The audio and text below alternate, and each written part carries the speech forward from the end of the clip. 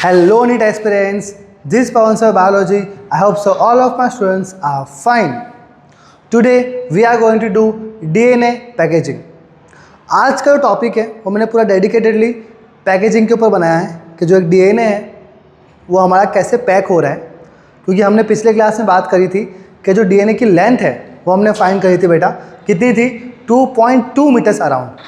मेरी हाइट ही 1.72 मीटर है, मतलब 5 फीट 8 इंच अराउंड मेरी हाइट है। और जो आपका DNA की लेंथ है वो 2.2 मीटर, मतलब 7 फीट की आपकी DNA की लेंथ है। वो कैसे एक न्यूक्लियस में फिट हो रहा है वो बहुत ही एस्टोनिशिंग वाली बात है। तो आज हम वही समझेंगे कि इतने बड़ा जो DNA की लेंथ है वो हमारे न्यूक्लियस के अंदर प्रॉपर फिट कैसे हो गई। यस और no? Let's move with the topic DNA packaging. Initially इस टॉपिक में DNA पैकेजिंग के आपके NCERT में प्रोकैरियोट के लेंथ ऑफ DNA के बारे में बात करिए, जो कि हमने पिछले क्लास में ही फाइंड कर लिया था, बट फिर भी एक बार देख लेते हैं। द लेंथ ऑफ DNA, आपके पास फॉर्मूला होता है लेंथ ऑफ DNA फाइंड करने का, that is number of base pairs multiply the distance between the two adjacent base pair. कितने अपने पास बेसिस है, मल्टीप्लाई उनके बीच का डिस्टेंस कितना है। ओके, तो ई कोलाई की बात करूँ तो आपकी NCERT लेंथ दे के रखी है, ऑलरेडी लेंथ है आपके पास 1.36 mm। ध्यान से सुनना, 1.36 mm मिलीमीटर है, तो पहले आपको उसको मीटर में कन्वर्ट करना पड़ेगा। 1.36 मल्टीप्लाई बाई 10⁻⁻3। फिर total number of base pair आपके NCERT ने पूछा है कितना होगा, तो अगर उसको यहाँ कर दो, बेस पेयर को यहाँ किया, लेंथ ऑफ DNA को ऊपर डाला और नीचे डाल दिया distance between two adjacent base pair, तो क्या आपका बना 1.36 मल्टीप्लाई बाई 10⁻⁻3।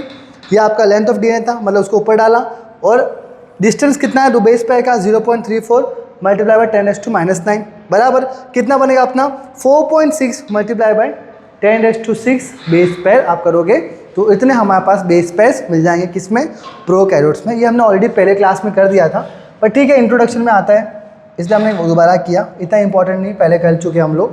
ये इंपॉर्टेंट है कि पैकेजिंग कैसे हो रही है। तो आपके NCERT ने पैकेजिंग को दो पर्टिकुलर प्रोकैरियोट्स एंड यूकैरियोट्स के अंदर समझाया हुआ है।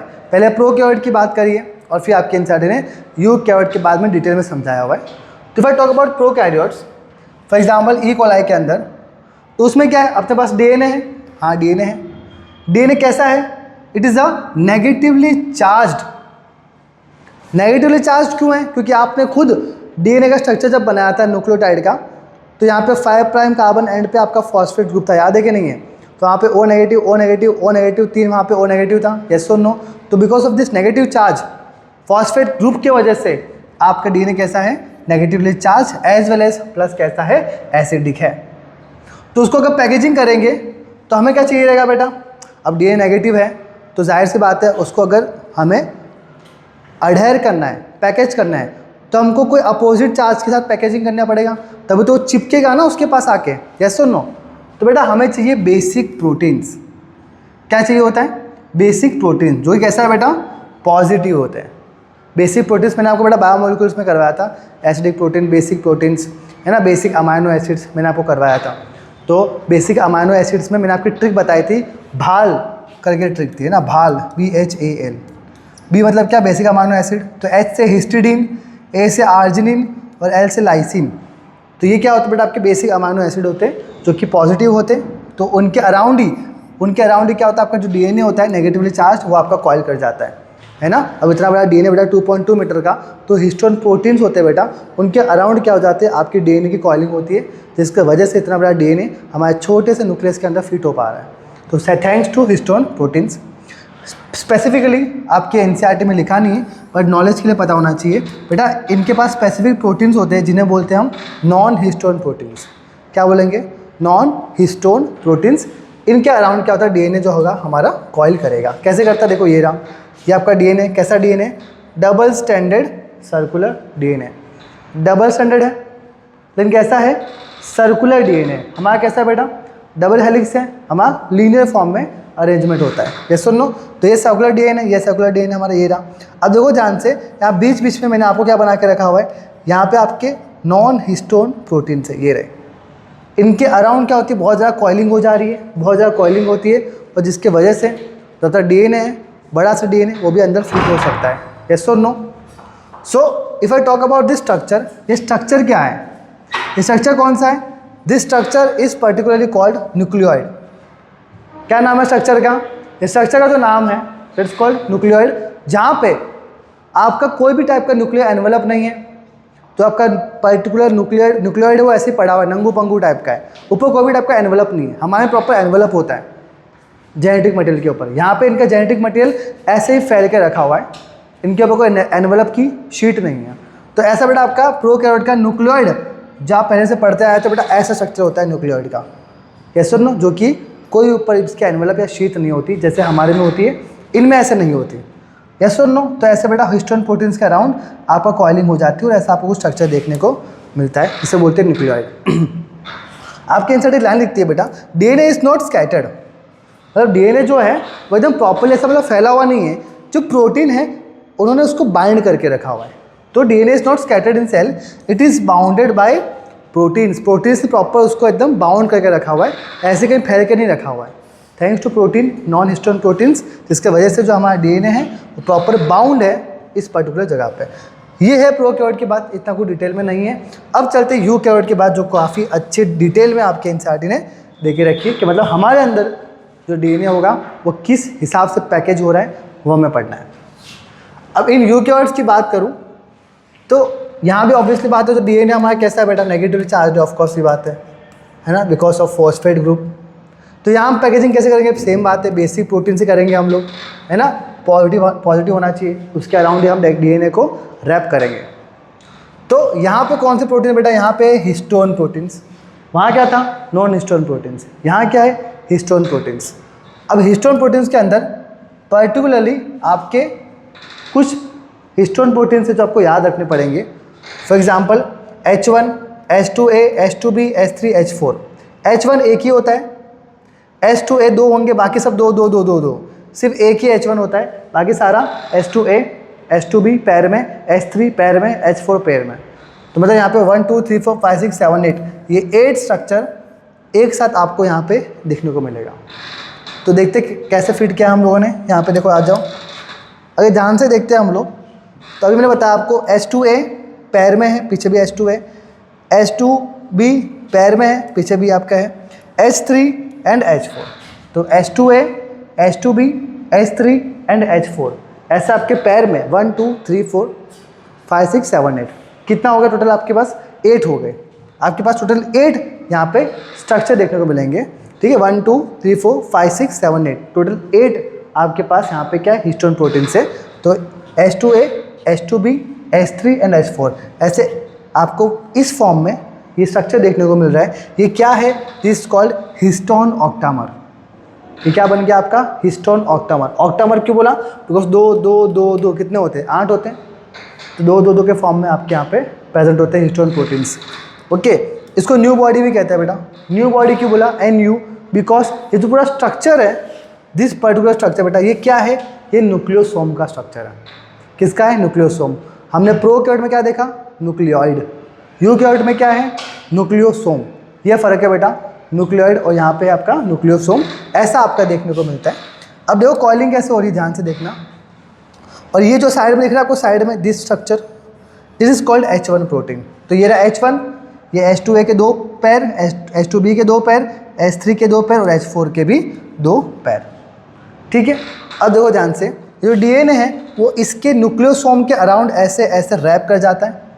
ये पूरा ऐसा 360 टर्न ले लेगा प्रॉपर, और फिर आगे बढ़ेगा, और फिर यहाँ पे पूरा आपका हिस्टोन, पूरे प्रोटीन्स होंगे, यहाँ पे पूरा न्यूक्लियोसोम होगा, बनाया नहीं मैंने, सेम होगा लेकिन यहाँ पे, तो उसके अराउंड भी डीएनए कॉइल कर रहा है। तो ऐसे डीएनए क्या करता है बेटा, न्यूक्लियोसोम के अराउंड कॉइलिंग करता है और बहुत ही कॉम्पैक्ट स्ट्रक्चर बन जाता है, यस और नो। तो ये आपका पूरा न्यूक्लियोसोम का स्ट्रक्चर था, जो कि इसके अराउंड 200 बेस पेयर्स आपको मिल जाएंगे। न्यूक्लियोसोम, एक न्यूक्लियोसोम के अंदर कितने होते हैं बेटा, 200 बेस पेयर्स आपको मिल जाएंगे। ये ऐसे न्यूमेरिकल भी इसको कुछ हम बना सकते हैं, एक बार IIPMT में आया भी है न्यूमेरिकल, तो देख लेना एक बार इसको, ओके। अब पर्टिकुलर अगर मैं डायमीटर की बात करूँ न्यूक्लियोसोम की, तो वो होता है 110 मल्टीप्लाई बाय 60 एमस्ट्रॉन्ग्स, 110 मल्टीप्लाई बाय 60 एमस्ट्रॉन्ग्स। अब देखो ये डीएनए है, ये पर्टिकुलर डीएनए, अब ये दूसरे न्यूक्लियोसोम के साथ कैसे मिल रहा है, with the help of linker DNA. नाम से क्रैक करो, लिंकर मतलब क्या, जो लिंक कर रहा है। Linker DNA. कौन सा बेटा? ये जो H1 वाला है ना, ये H1 प्रोटीन, इसको एज अ लिंकर डीएनए कहते हैं हम लोग, कि ये दो न्यूक्लियोसोम को आपस में लिंक करवाता है। This is called linker DNA. तो one nucleosome connects with another with the help of the linker DNA. तो ये बात होगी इसकी। हिस्टोन ऑक्टा में बता दिया मैंने आपको। H1 प्रोटीन भी यहाँ पे है। ये पूरा स्ट्रक्चर हमारा न्यूक्लियोसोम 200 बेस पेयर का आपका स्ट्रक्चर है। ऐसे सारे न्यूक्लियोसोम आपको लाइन में देखने को मिल जाएंगे। फॉर एग्जांपल यहाँ न्यूक्लियोसोम, यहाँ न्यूक्लियोसोम। तो आपका जो डीएनए है, थ्रेड है, वो आपका रैप हो रहा है। यस और नो? तो unit of chromatin has the nucleosome. ये लाइन समझाता हूँ आपको इस डायग्राम से। क्या बोलने का मतलब है? ये लाइन समझाता हूँ ये डायग्राम से, वो अच्छे समझ आएगा पूरा। ये डायग्राम काफ़ी अच्छा है, समझते हैं उसको, देखो अच्छे से। ये क्या है आपका? मस्त डीएनए फैल के रखा हुआ है 2.2 मीटर का। ये आपका पूरा डीएनए है ना, पता होना चाहिए। ये डीएनए पूरा रैप हुआ, कहाँ रैप हुआ? देखो ये रहा। ये आपका क्या है? ये आपका बन गया न्यूक्लियोसोम। ये सुन लो, पता है यहाँ पे H2A है, H2B है, H3 है और H4 है। प्रॉपर सारे के सारे हिस्टोन प्रोटीन्स इसके अंदर है। और ये आपका H1 है। और देखो डीएनए वापस गया यहाँ पे, फिर न्यूक्लियोसोम बनाया, फिर डीएनए यहाँ रैप हुआ, फिर न्यूक्लियोसोम बनाया। तो ऐसा कर करके बेटा देखो ध्यान से, यहाँ पे एक आपको स्ट्रक्चर देखने को मिलेगा। This particular structure looks like beads on string. Beads on string मतलब क्या? मोती की जो माला होती है, वैसे आपको यहाँ स्ट्रक्चर देखने को मिलेगा। जो मोती है वो आपका न्यूक्लियोसोम है, और आपकी माला बन रही थ्रेड जो है वो आपका डीएनए है। तो बीड्स क्या यहाँ पे बेटा? न्यूक्लियोसोम है, ये दिख रहे होंगे आपको। और स्ट्रिंग क्या? यहाँ पे आपका डीएनए क्रोमाटिन है, ये जो आपको दिख रहा है, ये क्या है आपका? DNA chromatin. तो ये स्ट्रक्चर क्या दिखता है बेटा आपको? बीट्स ऑन स्ट्रिंग टाइप का आपको यहाँ स्ट्रक्चर देखने को मिल जाएगा। फिर और बेटा क्या होती है यहाँ पे? सुपर कॉइलिंग होती है। सुपर कॉइलिंग ऐसे हो के ये बनता है आपका प्रॉपर क्रोमोजोम्स। डीएनए पूरा रैप है एक पर्टिकुलर क्रोमोजोम के अंदर with the help of histone proteins. तो ऐसे आपका क्रोमोजोम बेटा बनता है, जो आपने 11th में पढ़ा होगा। तो ऐसे एक्चुअली अपना पूरा क्रोमोजोम ऐसा रेडी होता है। और इस क्रोमोजोम को आप बेस्ट मेटाफेस में स्टडी कर सकते हो। इसकी मॉर्फोलॉजी, इसका स्ट्रक्चर जो होगा आप मेटाफेस में स्टडी कर सकते हो। और एनाफेस में इसका प्रॉपर शेप दिखता है, देखने को मिलता है, जो हमने डिस्कस किया था सेल साइकिल सेल डिवीजन में। डन? तो ये बेटा हो गया नॉर्मल बात है, कैसे उन्होंने स्ट्रक्चर बनाया, पैकेजिंग करी यूकैरियोट्स के अंदर। फिर एक और चीज़ है, आपने हिस्टोन प्रोटीन पढ़ा अभी यूकैरियोट्स के अंदर, ये सुन लो। अब यहाँ पे और हायर लेवल की पैकेजिंग होती है। यहाँ पे जब हायर लेवल की पैकेजिंग होती है तब यहाँ पे हिस्टोन प्रोटीन्स की रिक्वायरमेंट नहीं है, हमें यहाँ पे एडवांस टाइप के प्रोटीन चाहिए, जिसे बोलते हैं बेटा नॉन हिस्टोन क्रोमोसोमल प्रोटीन। क्या नाम है बेटा इसका? Non histone chromosomal protein. पहले क्या था प्रोकैरियोट में? Non histone protein. फिर यूकैरियोट में आपको स्टार्टिंग में क्या देखने को मिला? हिस्टोन प्रोटीन, जिनके अराउंड वो कॉइलिंग हो रही थी। अगर हायर लेवल पे पैकेजिंग करनी है, एडवांस पैकेजिंग होती है, तब आपको रिक्वायरमेंट होती है बेटा आपकी NHC की, that is non histone chromosomal protein. ये बात खाली आपके एनसीईआरटी ने यहाँ पे बताई रखी है, और कुछ आपके एनसीईआरटी ने बताया नहीं है, बस ऐसा स्ट्रक्चर था। और ये बताया आपका that unit of chromatin is called nucleosome. जो रिपीटिंग यूनिट है बेटा क्रोमाटिन की, वो क्या है?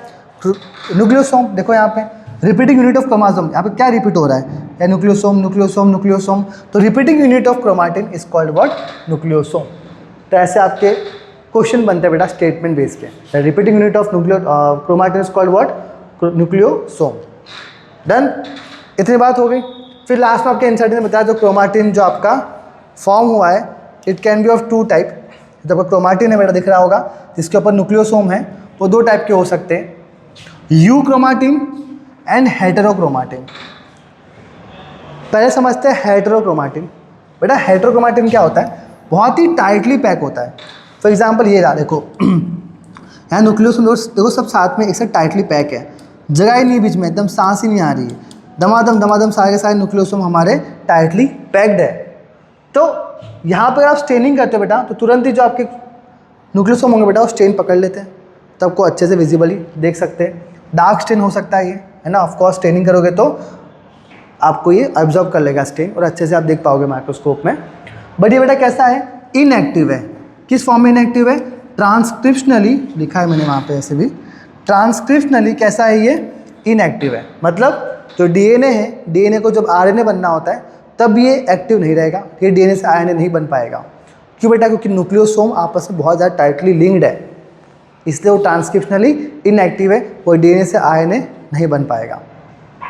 फिर चलते हैं यूक्रोमाटिन। यू का मतलब भी ट्रू होता है, ठीक पता होना चाहिए।